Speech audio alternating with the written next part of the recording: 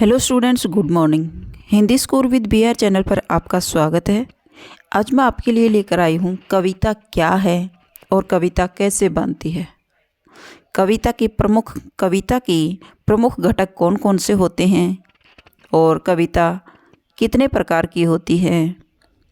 तो चलिए आज कविता क्या है और कैसे बनती है चैप्टर का एक्सप्लेन करते हैं। कविता क्या है या फिर किसे कहते हैं। काव्य, कविता या पद साहित्य की वह विद्या है जिसमें मनोभावों को कलात्मक रूप से किसी भाषा के द्वारा अभिव्यक्त किया जाता है। यानी कविता एक ऐसा साहित्य की विधा है जिसमें मनोभावों को, अपने मन के भावों को कलात्मक रूप से भाषा के द्वारा अभिव्यक्त करना कविता कहलाता है। अर्थात काव्यात्मक रचना या कृति, काव्य की कृति जो छंदों की श्रृंखलाओं में विधिवत बांधी जाती है वह कविता कहलाती है। अर्थात कवि की वो भावनाएं, वो विचार जो कवि की कृति यानी रचना जो छंदों की श्रृंखला में विधि के अनुसार बांध दी जाती है वो कविता कहलाती है। कविता हमारी संवेदना के निकट होती है, वह हमारे मन को छू लेती है, कभी कभी झकझोर भी देती है। कविता के मूल में संवेदना है, राग का तत्व है। यह संवेदना संपूर्ण सृष्टि से जुड़ने और उसे अपना बना लेने का बोध रखती है। वह यही संवेदना है जिसने रत्नाकर ठाकुर को महर्षि वाल्मीकि बना दिया था। तो कविता में तत्व कौन कौन से होते हैं। कविता की संरचना में बहुत सारे तत्व होते हैं। कवि की कल्पना होती है, व्यक्तिक सोच होती है, परिवेश होता है, परिस्थितियाँ होती हैं, भाषा, छंद, बिंब, रस आदि एक साथ मिलकर सुंदर काव्य का निर्माण करते हैं। कवि की प्रतिभा इन सब तत्वों के आधार पर एक ऐसी सबल अभिव्यक्ति करती है कि वह रचना अमर हो जाती है। अपने भाव, विचार, परिस्थितियाँ और परिवेश में कवि अपनी भाषा को, ऐसी भाषा का, सरल सहज भाषा का प्रयोग करके जिसमें छंद, बिंब और रसों को एक साथ मिला करके एक काव्य का निर्माण करता है जो कविता कहलाता है। कवि के मन की गंभीर अनुभूति कविता का रूप धारण कर लेती है। कविता के लेखन में शब्दों का महत्व, कविता के लेखन में, कविता को लिखते समय जो शब्दों का महत्व होता है वो देखते हैं। कविता का कलेवर शब्दों से बनता है। कविता किससे बनती है? शब्दों से बनती है। सार्थक शब्दावली कविता की जान होती है। तो कविता में कैसी शब्दावली होनी चाहिए? सार्थक होनी चाहिए। फिजूल के शब्द उसमें नहीं होने चाहिए। सार्थक शब्दावली कविता की जान होती है। शब्द में शक्ति होती है। यदि इसका उचित प्रयोग किया जाए तो शब्दावली काव्य में चमत्कार उत्पन्न कर देती है। और अंग्रेजी कवि W.H. ऑर्डेन ने भी कहा है कि प्ले विद द वर्ड्स, अर्थात शब्दों से खेलना सीखो। शब्दों से खेलने का तात्पर्य है शब्दों के भीतर सदियों से छिपे अर्थ की परतों को खोलना। शब्द के अर्थ की परत को खोलना, उसे समझना, शब्दों के मेल जोल बढ़ाने से है।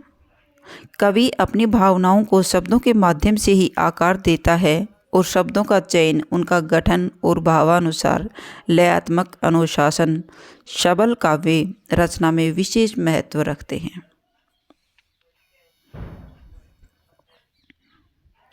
कविता में छंद का महत्व।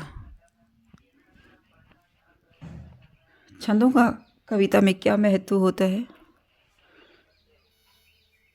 छंद कविता का एक अनिवार्य तत्व होता है। यह कविता का शरीर है। कविता का शरीर किसे कहा जाता है? छंदों को कविता का शरीर कहा गया है।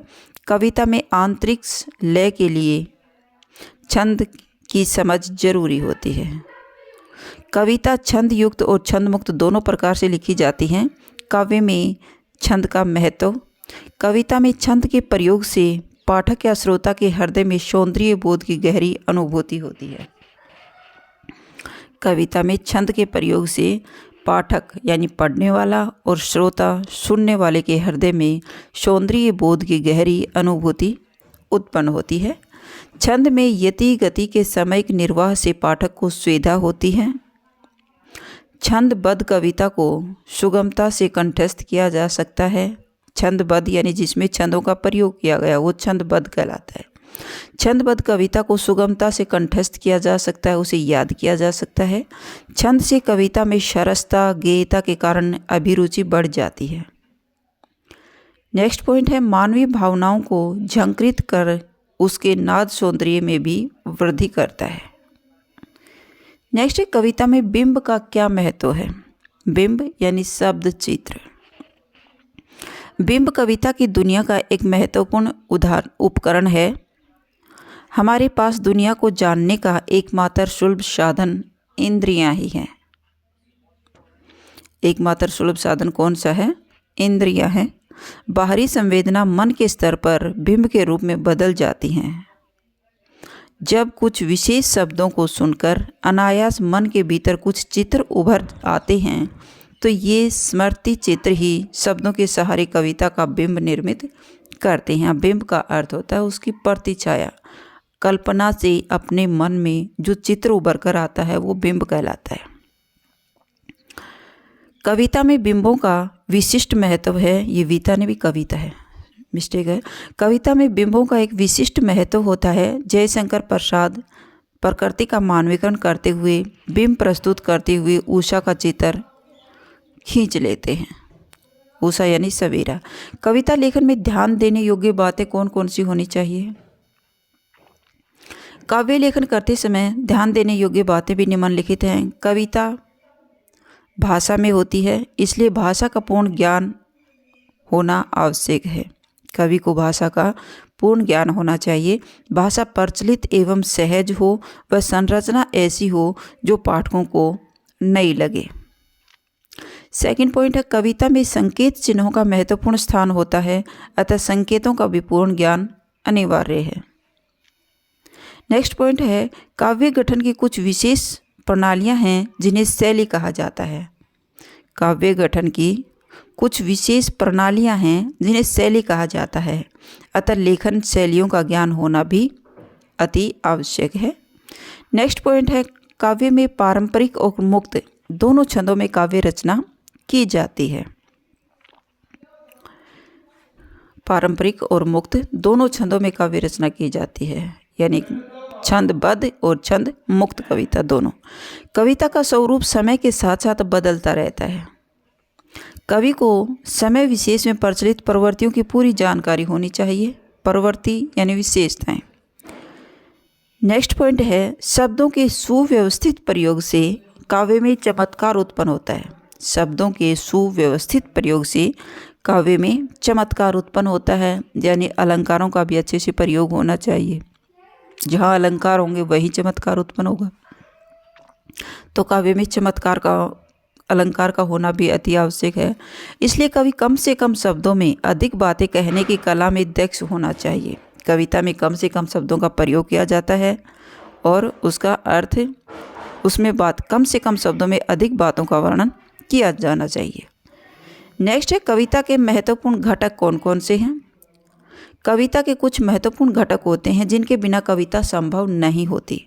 ये घटक होते हैं भाषा, शैली, बिंब, छंद और अलंकार। भाषा, कवि की भाषा सरल व सहज होनी चाहिए। सार्थक शब्दों का प्रयोग होना चाहिए। शैली, भाषा, कविता में शैली दो प्रकार की होती है। कविता का एक शैली में भाव सौंदर्य बताया जाता है और एक होता है काव्य सौंदर्य में उसकी विशेषताएं, भाषा संबंधी विशेषताएं, अलंकार, छंद आदि का वर्णन किया जाता है। यानी कविता के आंतरिक भाग में हो गया उसका भावार्थ और बाह्य में आ गया उसका लय, छंद, अलंकार, भाषा की शब्दावली, ये शैली में आते हैं। बिंब होता है कविता का सहज और सरल होनी चाहिए। पाठक या श्रोता के सुनते ही उसकी कल्पना से वो उसका दिमाग में जो चित्र उभरना भी जरूरी है। बिंब होता है प्रतिछाया, शब्द चित्र। नेक्स्ट है छंद। कविता में छंदों का होना भी अनिवार्य है और कविता दो तरह की होती है, छंद मुक्त होती है और छंदबद्ध भी लिखी जाती है। नेक्स्ट है अलंकार। कविता में अलंकारों का होना भी अति आवश्यक है, क्योंकि अलंकारों के बिना कविता में चमत्कार उत्पन्न नहीं हो सकता, तो अलंकारों का होना भी अति आवश्यक है। ये 5 घटक मोस्ट इम्पोर्टेंट हैं कविता की। अब देखते हैं कविता कितने प्रकार की होती है। कविता 2 प्रकार से लिखी जाती है। पहली छंद मुक्त, यानी छंदों से मुक्त होकर के, और दूसरी होती है छंद युक्त। छंद यानी जिसे छंदबद्ध भी कहा जाता है, छंद से युक्त, जिसमें छंदों का प्रयोग किया गया कविताएं होती। छंद मुक्त कविता और छंद युक्त कविता। तो चलिए फर्स्ट देखते हैं छंद मुक्त कविताएं कैसी होती हैं। छंद मुक्त कविताएं कविता लेखन की शुरुआत करने पर लिखी जाती है। जो शुरुआत करते हैं, शुरू में लिखते हैं, तब लिखी जाती है छंद मुक्त कविता। जब कोई रचनाकार कविता लिखने की शुरुआत करता है तो वो सबसे पहले छंद मुक्त रचना ही लिखता है, पर उन्हें महत्व देता है। इसका कारण यह है कि छंद मुक्त रचनाएं भाव प्रधान होती हैं। छंद मुक्त जो रचना होती है उसमें भाव प्रधान होते हैं और उसमें भावनाओं को ही महत्व दिया जाता है। ऐसी रचनाओं में नियमों की पाबंदी नहीं हुआ करती है। तो छंद मुक्त कविता के 3 पॉइंट बनते हैं। छंद मुक्त कविता भाव प्रधान होती है, उसमें भावनाओं का महत्व दिया जाता है और उसमें किसी प्रकार के नियमों की पाबंदी नहीं होती। नेक्स्ट है छंद युक्त कविताएं। छंद का अर्थ ही नियम होता है। छंद का अर्थ क्या होता है? नियम, यानी नियमों का ध्यान रखते हुए जब कोई कविता लिखी जाती है तो उसे छंद युक्त रचना कहते हैं। छंद युक्त कविताओं में दोहा, रोला, कुंडलियाँ आदि रचनाएं हो सकती हैं। अनेक छंदों का प्रयोग किया जाता है। जब कोई रचनाकार छंद मुक्त कविताएं अच्छी लिखने लगता है तो वो छंद का ज्ञान लेकर के छंद युक्त रचनाएं लिखने की भी शुरुआत कर देता है। यानी पहले जो कविता, शुरू में जो कविता लिखता है वो छंद मुक्त होती हैं और बाद में धीरे धीरे जब उसको लिखने में एक्सपर्ट हो जाता है तो वह छंद मुक्त कविताएं लिखने लगता है। नेक्स्ट, छंद युक्त और छंद मुक्त, ये दोनों ही तरह की कविताएं 2 तरह से लिखी जा सकती हैं। तुकांत कविता, तुकांत कविता होती है जिन कविताओं को गाया जा सकता है, और सेकंड हो गई अतुकांत कविता, जिसको एक चैप्टर पाठ की तरह, स्टोरी की तरह पढ़ा जाता है लेकिन उसमें तुक नहीं होती, वो अतुकांत कहलाता है। तुकांत कविता किसे कहते हैं? तुकांत कविताएं वे कविताएं होती हैं जिसमें तुकांत होते हैं, तुक और लय होती है, जिसे गाया जा सकता है। हर पंक्ति के अंत में ऐसे शब्द लिखे जाते हैं जिनसे कविता की लय बाधित नहीं होती। बाधित यानी किसी प्रकार की लय में रुकावट नहीं आती। पाठक उसे पढ़ने में आनंद का एहसास करता है। तुकांत कविता छंद मुक्त भी हो सकती हैं और छंद से युक्त भी हो सकती हैं। नेक्स्ट है अतुकांत कविता। अतुकांत जिसे गाया न जा सके। अतुकांत कविता नाम से ही इसका पता चलता है कि ऐसी कविताएं जिसमें तुकांत नहीं होता, अंत में तुक नहीं होती, अतुकांत कविता कहलाती है। अतुकांत कविताओं में तुकांत हर पंक्ति के अंत में लिखे जाते हैं, लेकिन अतुकांत कविताओं में तुकांत नहीं हुआ करते। तुकांत कविता होती है उसके अंत में तुक और लय बनी होती है, लेकिन अतुकांत कविता होती है उसमें तुकांत नहीं होता। किसी भी कविता का तुक या लय नहीं होती। इन कविताओं में भाव की प्रधानता होती है। अतुकांत कविता छंद युक्त नहीं हो सकती, बल्कि वो छंद से मुक्त होती है। तुकांत कविता छंद युक्त और छंद मुक्त दोनों प्रकार की कविताएं तुकांत कविता हो सकती हैं। अतुकांत कविता क्या होती है? वो छंदों से मुक्त होती है, छंद उसमें नहीं होते क्योंकि छंदों को गाया जा सकता है। तो जो छंद से मुक्त होती हैं वो अतुकांत कविता होती है। नेक्स्ट है, जैसे कुछ लेखकों ने कविता की परिभाषा दी है, तो यहाँ मैंने 2 ही जो मोस्ट इम्पोर्टेंट रचनाएं परिभाषाएं थी उसका एक्सप्लेन करती हूँ। सुप्रसिद्ध समालोचक एवं जो आलोचक हैं, आचार्य रामचंद्र शुक्ल ने कविता को परिभाषित करते हुए लिखा है कि कविता वह साधन है जिसके द्वारा सृष्टि के साथ मनुष्य के रागात्मक संबंध की रक्षा और निर्वाह होता है। कविता एक ऐसा साधन है जिसके द्वारा सृष्टि के साथ मनुष्य के रागात्मक संबंध की रक्षा और निर्वाह होता है, वो कविता कहलाती है। रामचंद्र शुक्ल के अनुसार दी गई परिभाषा के अनुसार कविता की 3 विशेषताएं स्पष्ट होती हैं। तो वो कौन कौन सी विशेषता होनी चाहिए कविता में? कविता मानव एकता की प्रतिष्ठा करने का एक साधन है और यही उसकी उपयोगिता है। कविता मानव एकता की प्रतिष्ठा करने का एक साधन है, मनुष्य को प्रतिष्ठित बनाती है, यही उसकी उपयोगिता है। सेकंड है, कविता में भावों एवं कल्पना की प्रधानता रहती है। मोस्ट इम्पॉर्टेंट है भाई, कविता में भाव और कल्पना की प्रधानता तो होनी अति आवश्यक है। नेक्स्ट है, कविता में कवि की अनुभूति की अभिव्यक्ति भी रहती है। कवि की अनुभूति होती है, क्लियर है। कविता महादेवी वर्मा के अनुसार कविता क्या है? तो महादेवी वर्मा के अनुसार कविता कवि विशेष की भावनाओं भाषाओं का चित्रण है। तो महादेवी वर्मा ने कविता को क्या कहा है? कविता एक विशेष कवि की भाषाओं का चित्रण है, वो कविता कहलाता है। कविता के 2 स्वरूप होते हैं। कितने स्वरूप बताए गए हैं? कविता के 2 स्वरूप हैं, कविता का बाहरी स्वरूप और आंतरिक स्वरूप। कविता का बाहरी स्वरूप कौन सा होता है? कविता के 2 पक्ष होते हैं, अनुभूति और अभिव्यक्ति।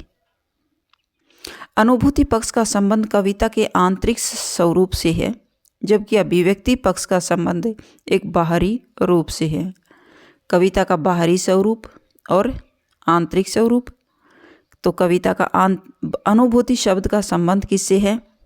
आंतरिक स्वरूप से है और अभिव्यक्ति का बाहरी स्वरूप से है। या तो कविता के 2 स्वरूप बता सकते हो, बाहरी स्वरूप या आंतरिक स्वरूप, या फिर इसके 2 पक्ष भी कहे जा सकते हैं, अनुभूति और अभिव्यक्ति। अनुभूति होती है भावनाओं का, अपनी भावनाएं भी प्रकट करना, और अभिव्यक्ति होती है उसमें भाषा की बिंब लय की अभिव्यक्ति, उनका वर्णन। कविता के बाहरी रूप के निर्माण में निम्नलिखित कारकों की महत्वपूर्ण भूमिका रहती है। जो बाहरी होते हैं, जो बाहरी रूप के कारक हैं, वो कौन कौन से होते हैं?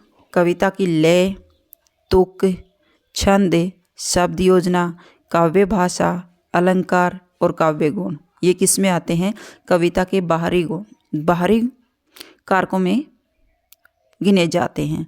कविता के जैसे कोई भी 4 पॉइंट दे दिया जाता है, लय, तुक, छंद, शब्द योजना, काव्य, अलंकार, और एक दे दिया जाता है भावनाओं की कल्पना। तो उसमें ये पूछ लिया जाएगा कि कविता के बाहरी स्वरूप में कौन सा पॉइंट नहीं है, कौन सा बिंदु नहीं है? तो वो भावनाएं आंतरिक में आती हैं। और लय, तुक, छंद, तो इसको अच्छे से याद कर लेना। बाहरी कारक कौन कौन से होते हैं? लय, तुक, छंद, शब्द योजना, काव्य, अलंकार और काव्य गुण। फिर है कविता का आंतरिक स्वरूप। आंतरिक स्वरूप क्या होता है?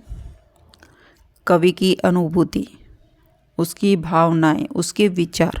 कविता का आंतरिक पक्ष काव्य की आत्मा होती है। काव्य की आत्मा किसे कहा जाता है? कविता के आंतरिक पक्ष को काव्य की आत्मा कहा जाता है। मोस्ट इंपॉर्टेंट क्वेश्चन बनता है भाई। रसात्मकता, अनुभूति की तीव्रता, भाव और विचारों का समावेश तथा कल्पना की सृजनात्मकता से उत्पन्न सौंदर्य बोध का संबंध कविता के आंतरिक पक्ष से है। यानी कवि के भाव, विचार, अनुभूति, तो ये उसकी कल्पना की सृजनात्मकता, ये किसके अंतर्गत आती है? आंतरिक पक्ष के अंतर्गत आते हैं। इसके अंतर्गत भाव सौंदर्य, विचार सौंदर्य, नाद सौंदर्य और अप्रस्तुत योजना का सौंदर्य भी शामिल किया जाता है। तो ये थी कविता क्या है और कैसे बनती है।